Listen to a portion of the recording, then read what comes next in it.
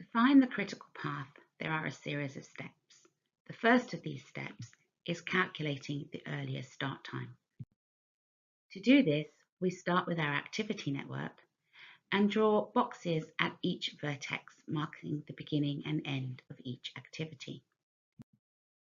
Into the first box at the first vertex, the starting vertex, we enter 0. This shows that our starting time is 0.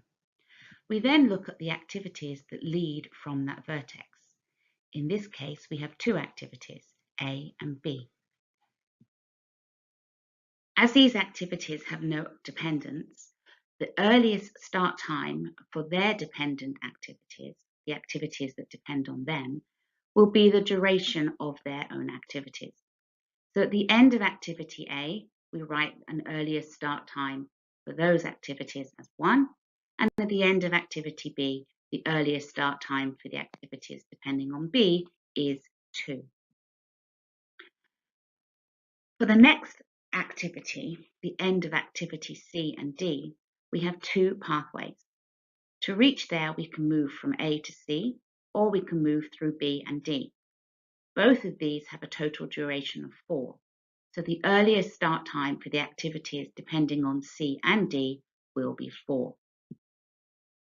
We now continue to work through our diagram. So to reach the end of activity E, there is only one path that leads from CD, and E has a duration of 1, so to reach there is a total duration of 5. To reach the end of activity F, again, we have two pathways. This time, the pathways have different durations. If we go B, then G, we have a total duration of 7. If we go from E to the end of F, we have a total duration of 8.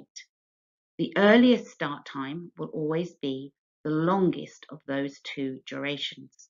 So in this case, we record it as 8. Now we reach the end of our activity network. From F, we go through H, which has a duration of 2. So the total time for our activity network is now 10.